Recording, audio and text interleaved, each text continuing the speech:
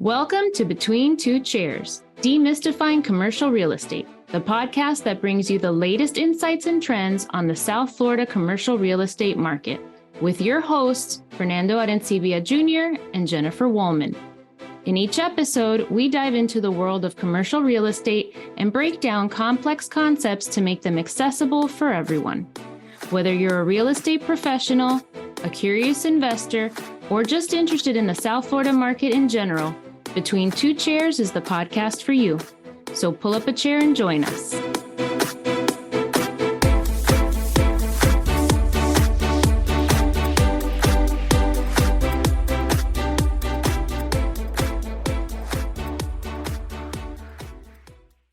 Well, welcome everybody to another episode of Between Two Chairs. My name is Fernando Arencibia, and with me, as always, is the amazing Jennifer Woolman. And we have a very, very special episode today, and an amazing guest that I know you're going to just enjoy thoroughly.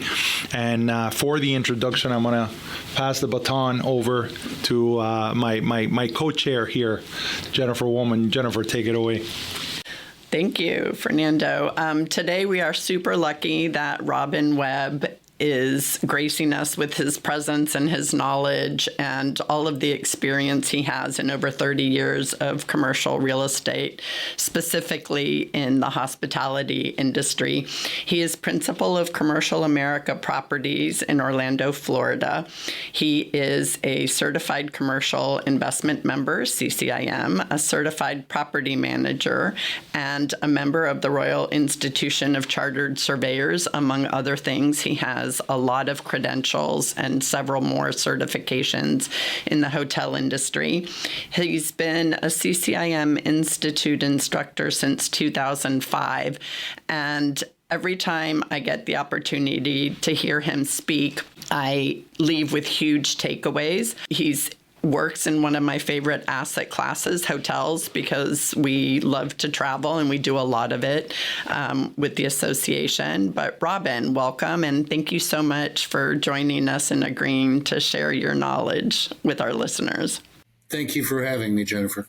Can you give us a general overview of hotels as an asset class, how they differ from commercial asset classes? Hotels are really quite different. Traditional real estate, whether it's multifamily, retail, office, industrial, we're dealing with long-term tenants. So we have tenants that are signed anywhere from 1 to 10 years on base leases. The length of an agreement for a hotel is 1 night.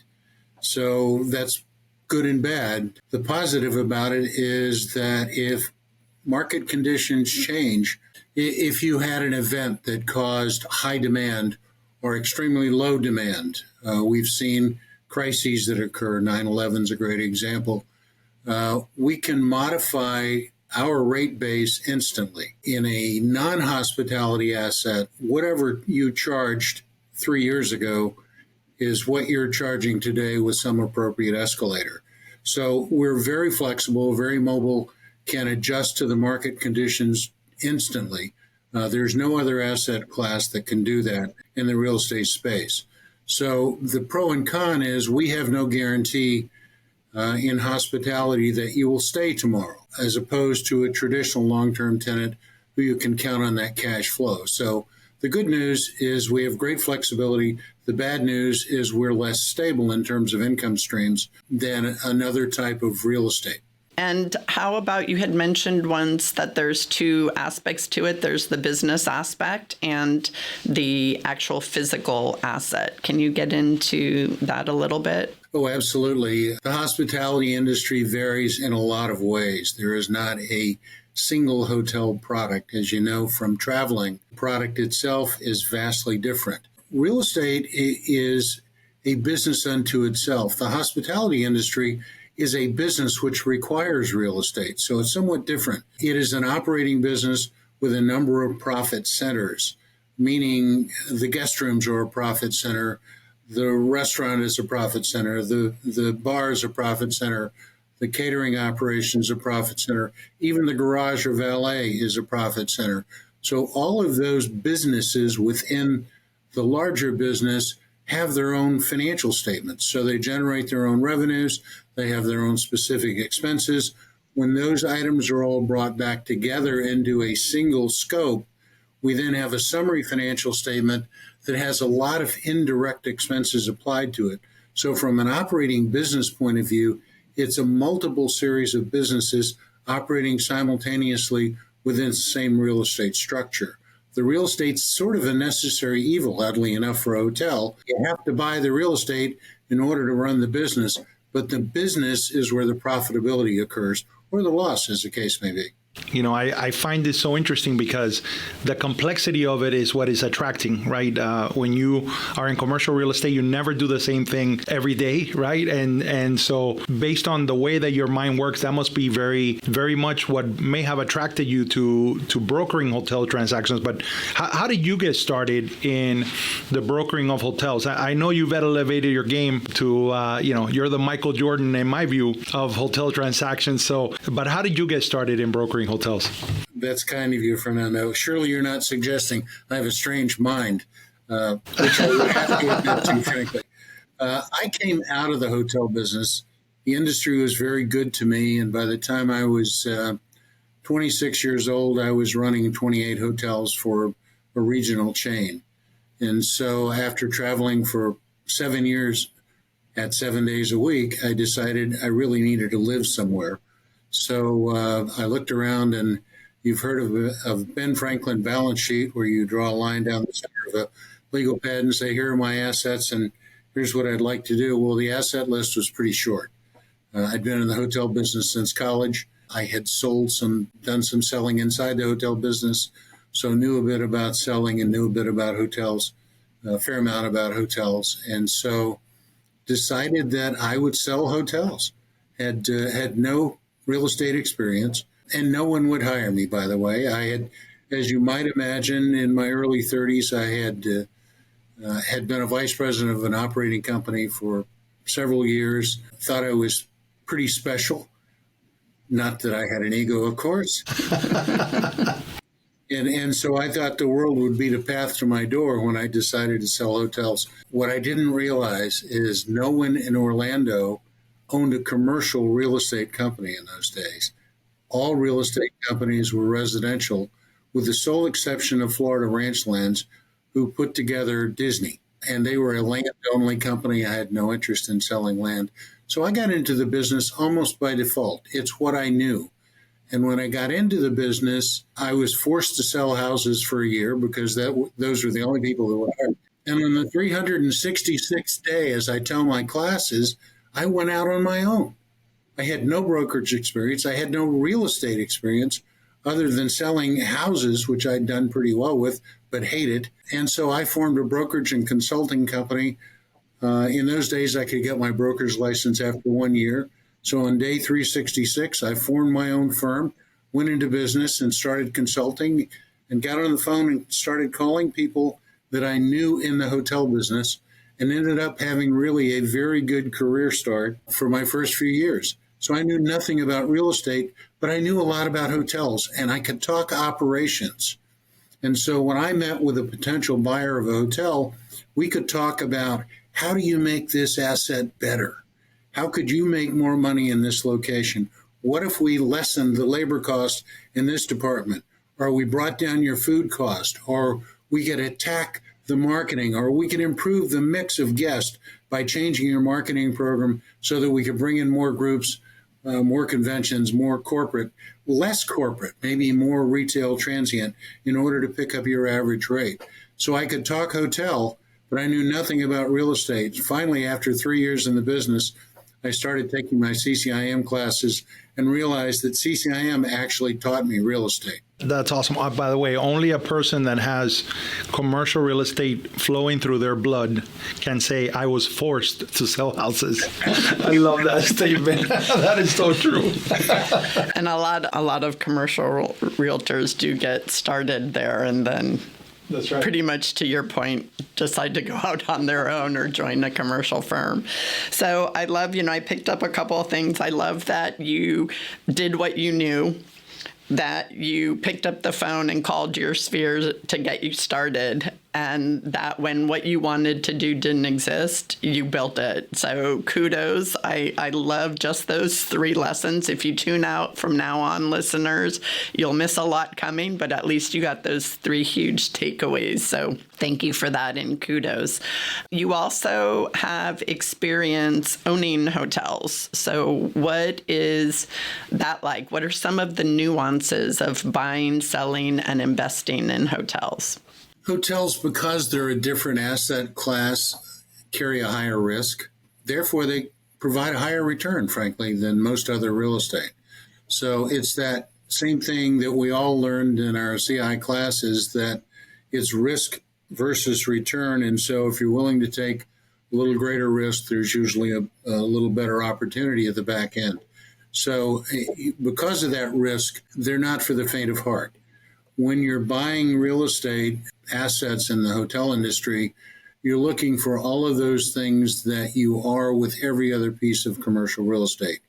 You're looking for location, the Conrad Hilton phrase, location, location, location, that we still hear today, is still valid. It's not comprehensive, however. The reality is you're looking at market trends. You need to look at where markets are moving. We've all driven by the hotels on US 1 that 40 years ago were the premier product, and they were in just the right place. 40 years, however, changes location because markets change. We have locational obsolescence, and all of those hotels and motels, which are now something else, or they're struggling as mom and pops in many cases, their markets moved when the interstate came in. So the highways changed the flow of where business sourced. The reality is, when you're looking at investing in a hotel, you want to look at something where there's an opportunity for future, not past. And a lot of investors new in the industry make that mistake. They're looking at historic revenue, not projected potential. And so the reality is, when I invest in a deal, it's based on, because I no longer manage day to day, what I consider to be the quality of the management in the environment, the potential management, whether it's my partner or a third party, and what I consider to be the future of the location as well as the asset. Competition is a major, major part of that site location and that property identification. If there is competition in the market, it's not unhealthy. There's a reason competition is there. What I want to be comfortable with when I'm putting my money in a deal is that I know that the competition is in a different price tier, or that I can improve my product in a way that it moves it to a different price tier than what the competition is. So it's about quality of product and quality of location in the end. You know, you mentioned this higher risk, higher reward. So in Florida right now, what is the going cap rate in which, hotels are trading, just to give the audience a little bit of a sense of what that higher reward looks like? Fernando, it's like every other asset class. We're watching cap rates move pretty rapidly as interest rates have gone up. As you're looking at the state overall, the state of Florida is currently running a cap rate of just under 9%, between 8.5 and 9. That varies actually by market and submarket. So when we look at markets like Orlando, that rate is still lower. It's running 8 to 8.25 type range. If you look at Miami, it's tighter yet. It's still in that 7.5% range. Palm Beach, for example, which has a smaller inventory, smaller market, and a higher rate, is running under 7 or right at 7. So the cap rates vary not only by location, they vary by market location, they vary by state, and they vary nationally. If we move that number up to a national cap rate, it's above 9. Values are very specifically geographically driven. You're a born educator. I just get that sense. I've seen you make presentations. It's really wonderful. We always get the call. as a commercial practitioner, I got this guy looking for a hotel, or somebody wants to buy a hotel, all these things. I always say that's a very hyper specific industry. And I know you've made mention before about, the size of the market for a broker that wants to get into hotels. So I wonder if you could tell us how do you advise someone that is interested in this asset class and wants to transact in this asset class, and how do you give them what perspective can you give them about how large that market is for them? The market is essentially local. I mean, on a national basis, it's $1 trillion a year market. So particularly as prices go up, which we've seen dramatic increases in both rates and prices in the last 5 years, the markets grow and grow and grow. But the reality is you need to understand something about the size of your marketplace and where you expect to work. If you're going to be an expert in Palm Beach, for example, you need to understand their 19,000 rooms. And while those assets trade at about the same rate as they do other parts of the state, it's vastly different than being an expert in Orlando with 127,000 rooms. So market class, market size is vastly different. Interestingly enough, to get into the business, the very first thing you have to understand is the numbers, just as it is in any phase of commercial real estate. And the numbers in the hospitality industry, the P&Ls are very different than they are in other commercial real estate because of the profit center nature of a hospitality operation. So the first thing I recommend to people who come up to me after class and say, gee, I want to be a hotel broker, how do I do it? Is first learn something about your market. How large is it? How large does it have to be for you to make a living? Because even though there are huge numbers, the numbers of transactions done in the market are relatively small. For example, in a market the size of Miami only turned 26 hotels last year over a 12-month period. It means you're selling 2 hotels as a market a month. So that's a small market when you think about the size of it. Even in Orlando, which is a substantially larger rooms market, the number of hotels that turn in a given year is relatively small. We sold 45 hotels last year or so in the Orlando metro. So understand the scope and the size of your market. Secondly, and most importantly, you have to understand the numbers. There is a book called The Uniform System of Accounts, which is published by the American Hotel and Lodging Association. I tell everyone who asks me the question, go buy that book. Because until you understand the numbers, you can't talk the numbers. So go buy the book, learn what the numbers are, then sit down with some example P&Ls, which you can take offline. You can take them from any franchise proposing company. If you want to go look at a Holiday Inn financial statement, there are examples online. Go look at those statements, look at that book, get comfortable with where those numbers are coming from as they go into that pile and how they get segregated. Once you understand that and you can talk ultimately NOI and how you get there, then you can talk hotels. Let me ask you, is there a difference between, do all hotels own their assets, or are some like the land, or are those separated? Does it depend on the type of hotel, whether it's flagged or not? Because I know enough about it just to be curious about it, but I'm not sure. That's about 5 questions, Jennifer. Okay. My daughter warned me not to do that. You can lease the carpet in a hotel. You can lease the pictures on the wall in a hotel. So the capital stack or the capital structure really varies by every owner, every developer. There are ground leases. The reality with a ground lease in a hotel is there are very, very few, and the reason there are very few is because the lenders will not subordinate to a ground lease. And the ground lessor typically does not want to subordinate to a first mortgage. So you typically find hotels on owned ground. The buildings can be leased. Again, you can do a net lease back on a triple net lease. Marriott has a number of triple net leases, not in the company, but in the Marriott franchisee group. Franchises are irrelevant to how the capital stack is structured. So if you want to put a brand on your hotel, you sign a franchise agreement, you pay an upfront fee, which runs anywhere from $10,000 to $100,000 a room. In addition to that upfront fee, you pay a percentage of your ongoing revenues, and that ranges from about a low of 6% of your room's income to a high of about 13%. So those financial structures are vastly different when it comes to franchise agreements.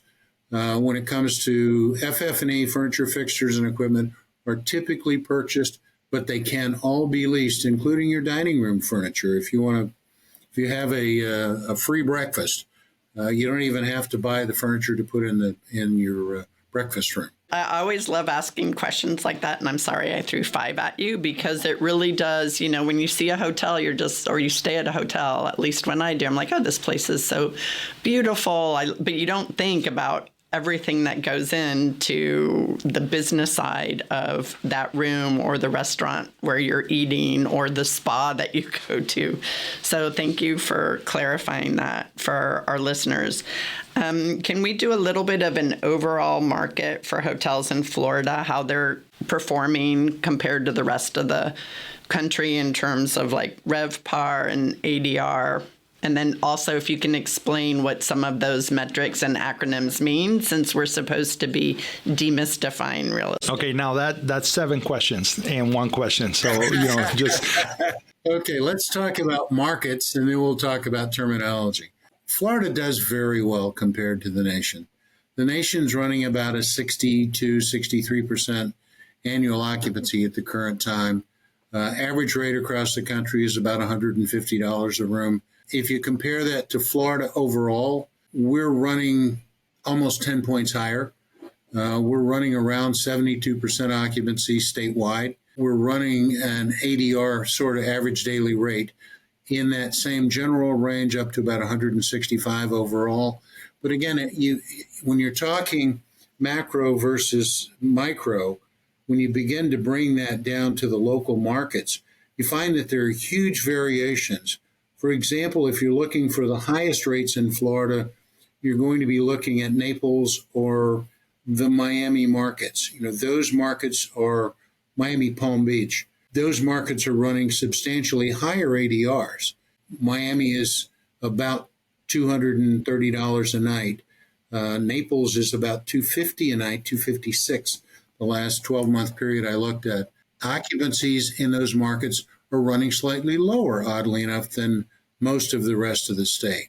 So it really varies within the markets themselves, and you will find submarkets within markets, and particularly by product type, which we haven't talked about, but where you'll find a substantially lower rate. For example, the market in Orlando never hit $100 a night until 2000, and this is from memory, 16.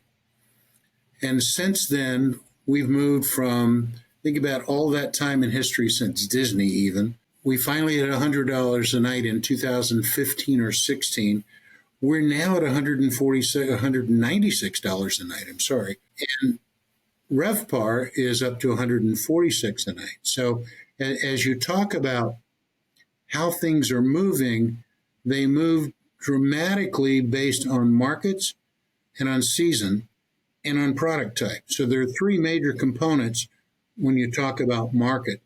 The sales market, on the other hand, which was the second part of your question, is very active, and as there is in most commercial real estate, a critical shortage of inventory. The reason we sold 42 hotels last year in Orlando is there was no inventory. There was a demand to sell 100, I promise you, or more.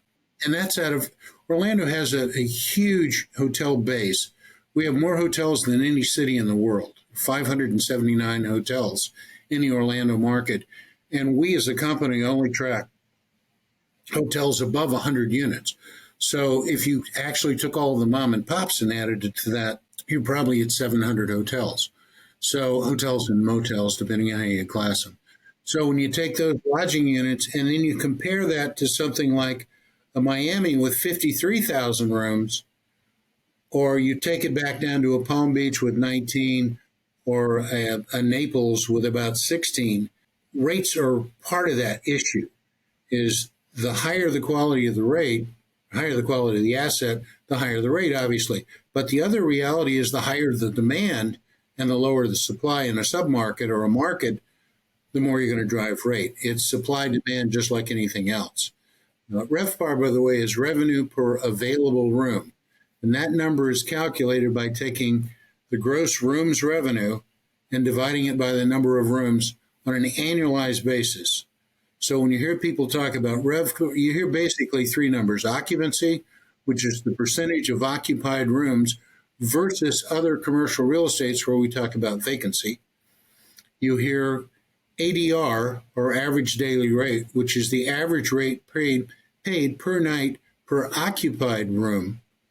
And you hear RevPAR, which is the overall rate generated by every single room in the hotel. So the numbers are based on occupancy and ADR, or who's actually in the house. How many rooms have I sold? How much revenue do I get?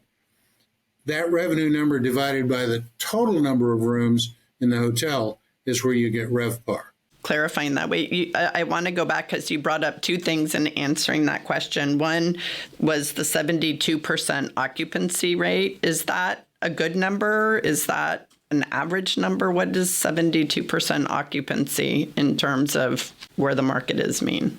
It's a good number. And in a simple answer to your question, the highest occupancy markets in the state are really Orlando at about 75%, and Southwest Florida, because they have such a critical need for rooms right now, at about 74%. Anything above 65% is considered to be a good number, and that's based on a whole lot of supposed calculations or presumed calculations. In other words, it takes gross operating income, takes all of your revenue sources, takes out all of your operating expenses, and says what's available for debt service.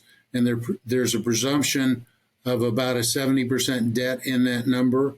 The challenge that we see now, as we see in all commercial real estate, is the rapid rate change, because those properties that have been financed at 3 and 3.5 and 4%, now we're going to have to refinance at 8, 8.5, and 9% or more.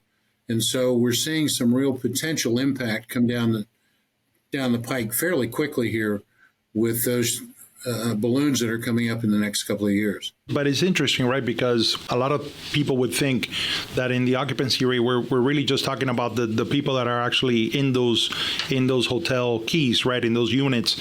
But in a hotel, from what you're explaining to us, they're running multiple businesses all under one house. So I'm assuming that there's a correlation between how well the food and beverage aspect of it does as that occupancy rate goes up, and so it kind of feeds into all the other, I think you call it profit centers that are within the confine of the physical hotel.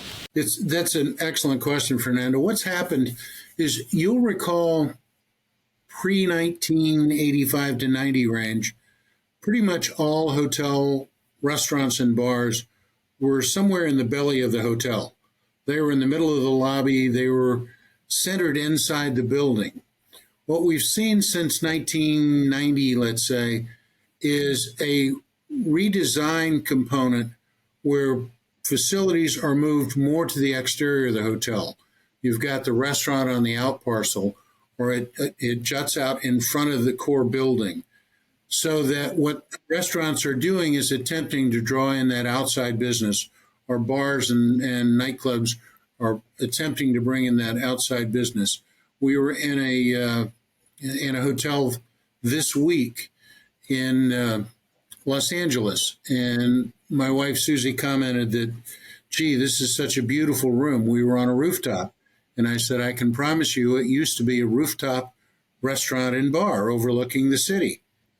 But because of access, visibility, and outside customer issues, that trend has gone away. But we went through a trend in the 80s where luxury hotels had to have rooftop restaurants and bars so that you could overlook your city, or overlook the ocean, or overlook the lake or whatever nearby.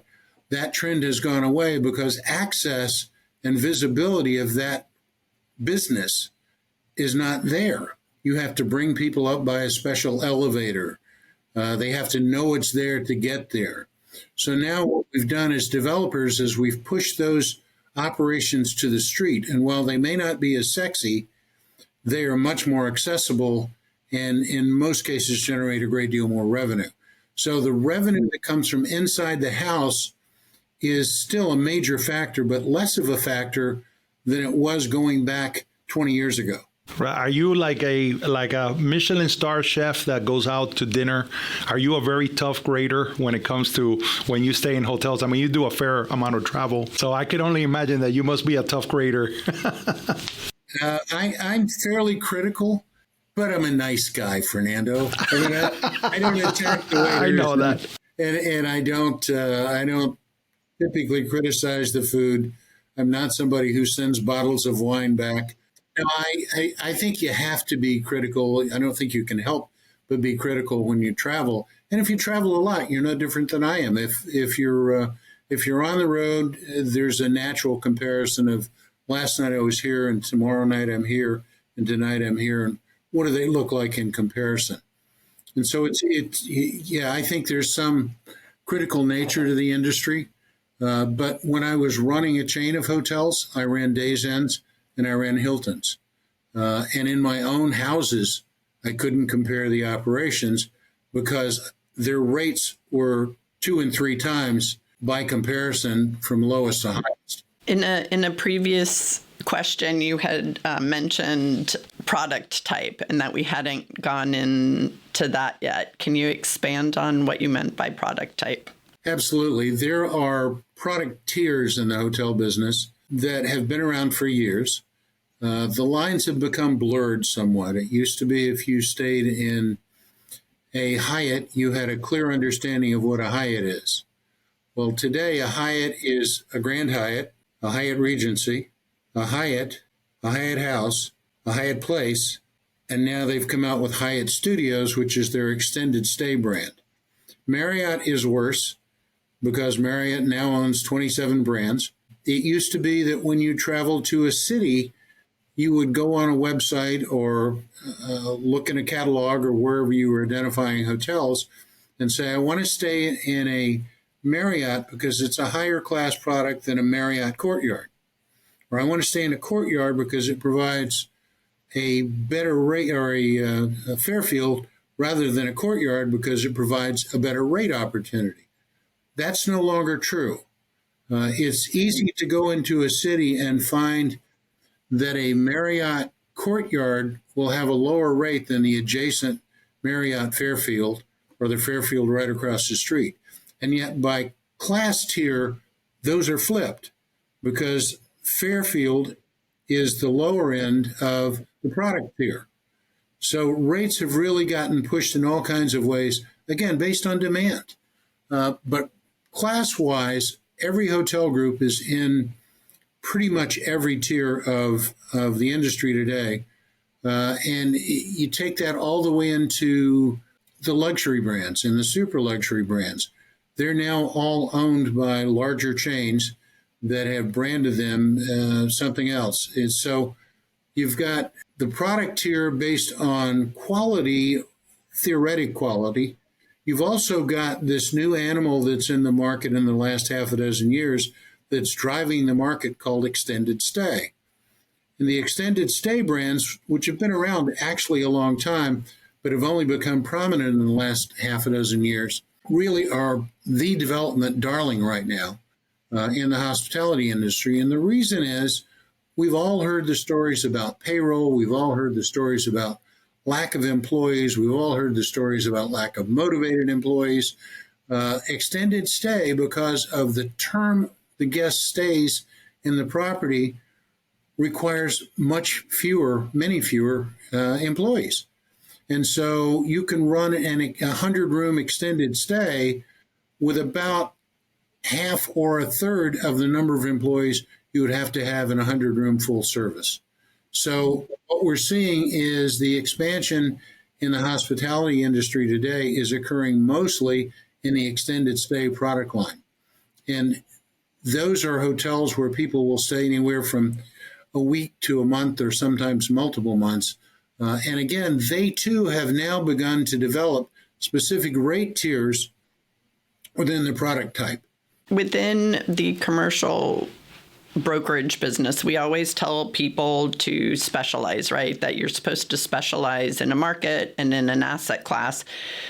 Given how extensive the product type is within even the hotel industry, do you recommend that people specialize? Like I heard you say that you guys only track 100 rooms plus, but how would you recommend a brokerage firm or an individual who's interested in that asset class deciding other than on a market product type? You know, Jennifer, I think if I were going to start in the hotel business today, brokering from a complete flat-footed point of view, meaning no background, no experience, I just decide today that I am a hotel specialist. And I've met several of those at cocktail parties, by the way, most of whom have never done a transaction. But I think I would start in that 50, 60 unit size. In today's world, that's still a big dollar when you realize that the average hotel is selling today at $100,000 plus a room.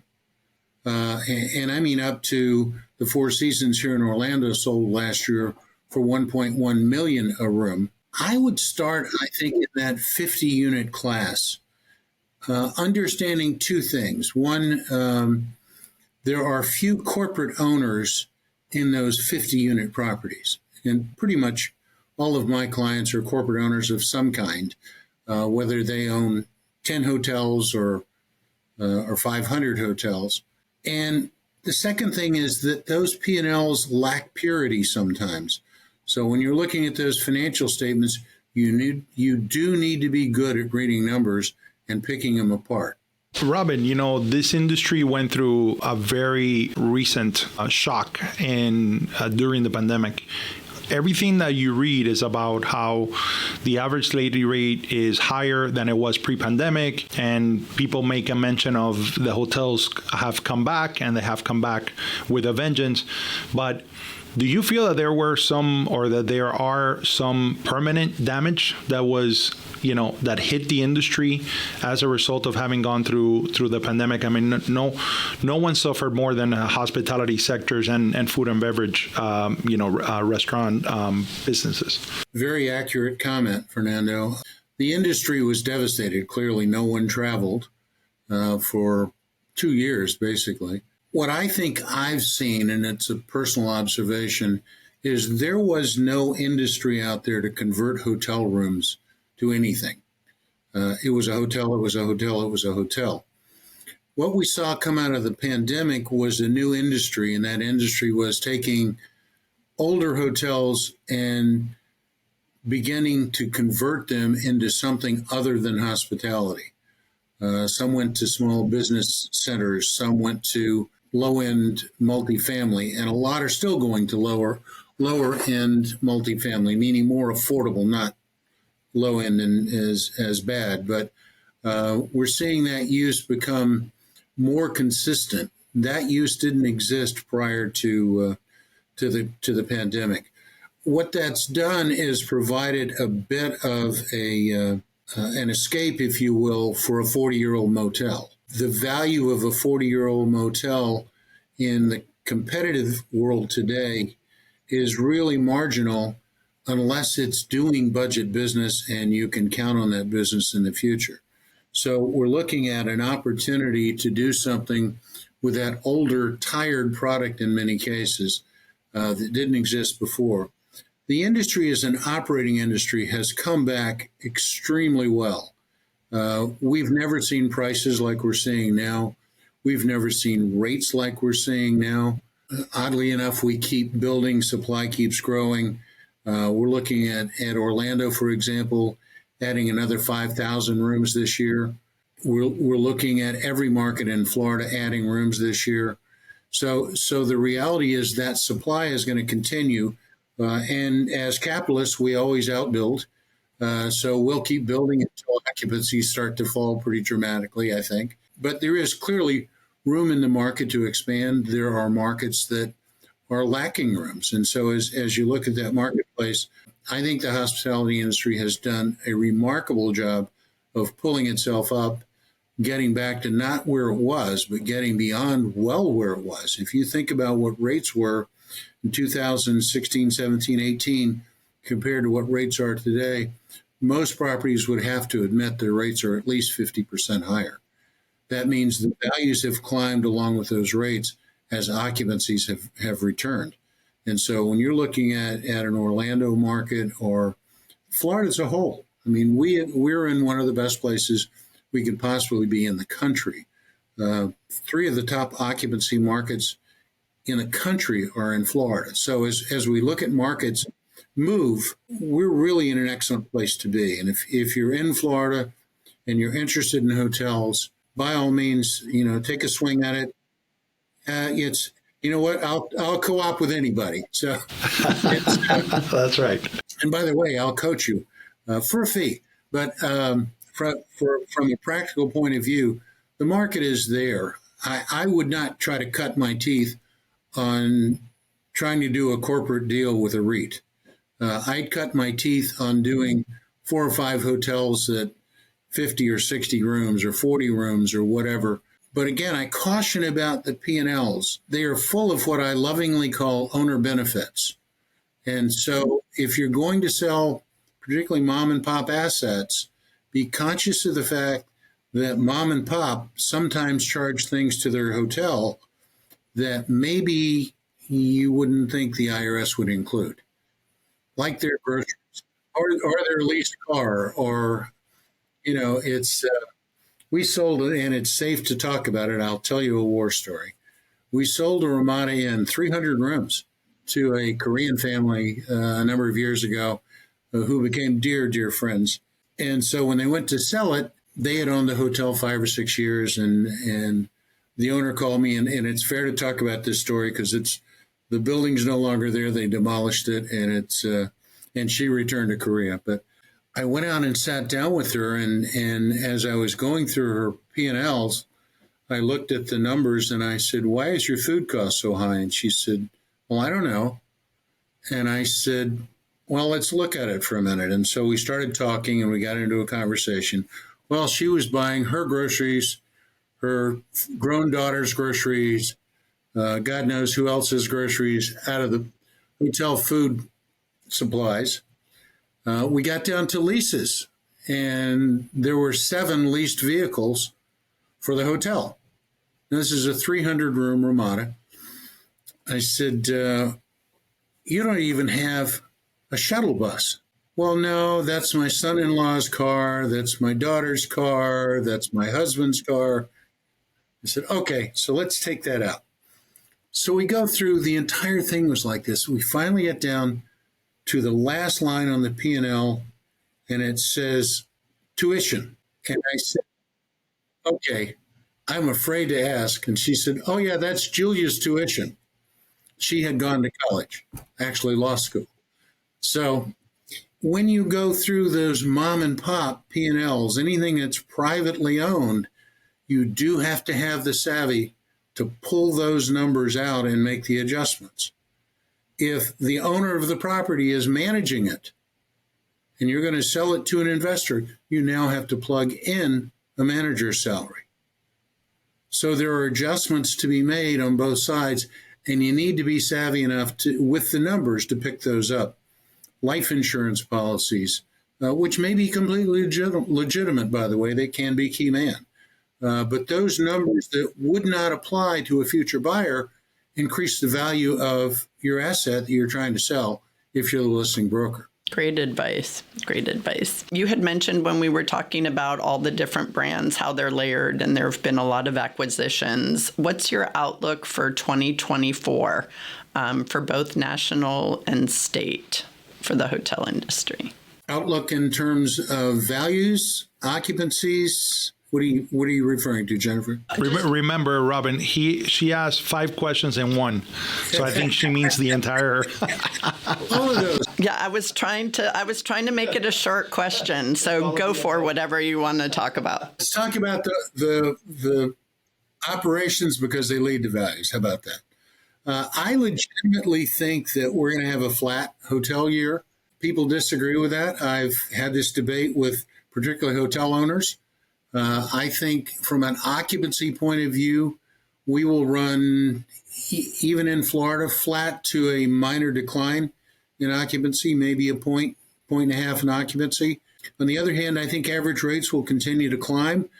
The reason hotels haven't been impacted by any softness in occupancy is the fact that rates have moved so rapidly. The RevPARs have continued to grow. So we've seen values continue to increase. I think we'll continue to see values stabilize, but with moving cap rates, I'm not sure we're going to see a lot of escalation in values in 2024. I think we'll see RevPAR slightly above where it is today because of rate. I think we'll see rate go up slightly. I think we'll see occupancy decline slightly. And I think values will likely stick pretty close to where they are today, only because cap rates are now decompressing and moving up. And as we're watching cap rates approach 8, 9, 10% in specific markets, it has to be impacted. It has to impact the individual unit pricing. So, the world according to Webb, which I warn my clients is sometimes flawed, says that we'll be about where we are next year at this time today. Well, I think, Robin, you learn now that if you're ever going to get a question from Jennifer, it's got to be almost like a Chinese restaurant. It's everything from column A, everything from column B, and then just go at it. I'm curious. It's good to have a smorgasbord. I can pick and choose from him. Yeah. I figure I only have an hour with him. I need to get all my curiosity questions answered.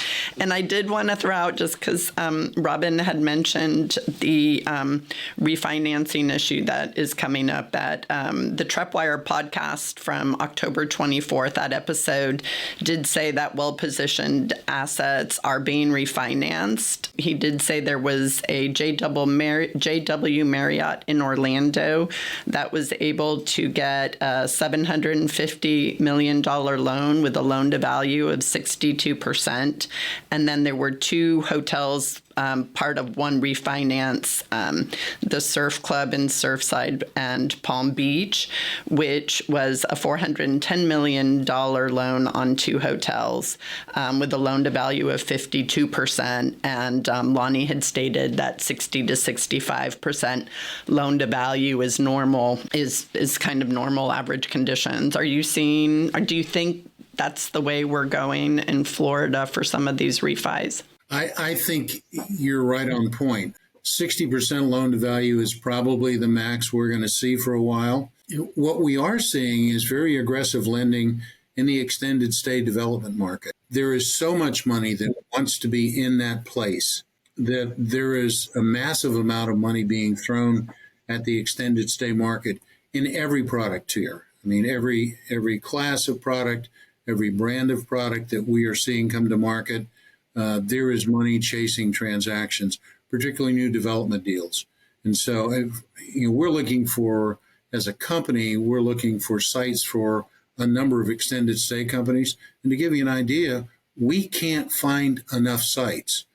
We're looking all over Florida and finding enough sites that make economic sense to develop a hotel on is the larger challenge than getting finance. There seems to be virtually no issue in getting an extended stay hotel financed. Typical margins, though, when we're looking at loan to value, we're typically looking at 65 to 75% loan to value in a really healthy, aggressive market. Usually 55 to 60 in a conservative market like we're in now, particularly with escalating rates. That coverage gets to be very questionable when you start moving that rate up. Interesting. It's good to know that someone somewhere out there is lending money, especially to this asset class. That's amazing, because that's not what what on a national scale we're hearing about commercial real estate. So that's great news. So in respect of your time and gratitude for all the knowledge you've shared with us, he's going to pass on the fun stat, but he's given us so many. I mean, this entire episode is full of fun stats. So what do you got for our fun stat as we finish out? So first of all, I just want to say I always thought retail was like the fun asset class, but now I'm thinking hotel might be right on par with retail for fun asset class. So thank you so much for sharing your knowledge. I'm so grateful. I'm going to go through and listen because it was so much information. I really, really appreciate you always being so generous with your knowledge and your time. So thank you so much, Robin. Well, thank you both. My fun stat real quick, and Robin touched on it a little bit, was according to travel.com, 9 out of the top 10 hotels for the ultimate splurge are in South Florida. In the Keys, they include Little Palm Island, Ocean Key Resort and Spa, and Sunset Cottages. In Miami, the Four Seasons Miami, the St. Regis Bal Harbor, the Setai Miami Beach. And in Palm Beach, Palm Beach Resort and Spa, the Breakers Palm Beach, and the Boca Raton Beach Club. And I was surprised Naples wasn't on this list, because this was for all of Florida. And there was one in Orlando, but since it wasn't South Florida, I didn't write the name down. Sorry, Robin. Shame on you. Shame on you. I'll pull it up. Well, as you go crazy pulling it up, I was pulling this information from the Greater Miami Convention and Visitors Bureau. I always enjoy learning how things are measured, right? And in every asset class, things are measured a little differently, and they carry a certain importance. But one of the things that they mention is that more hotel guests have accounted for 17.1 million hotel room nights sold in 2022 in Miami, which represents a 12.7% increase. So I was doing the math, and at 53,000 rooms times 365 days, that's over 19 million nights if you put it all together, and we're at 17.1. So I thought that was an interesting way of measuring where the hotel industry is in Miami. So I just wanted to share that with everyone. And I did find the one in Orlando. It was the Ritz-Carlton Orlando Grand Lakes. Thank God you did, because you wouldn't have been able to sleep tonight. Poor Carlos. Robin, you're absolutely amazing. Thank you so much for your time and for being a part of this. This has been absolutely a joy for both of us to be a part of. So thank you again, sir. Thank you both. I hope we got what you wanted. Definitely, and then some. Absolutely.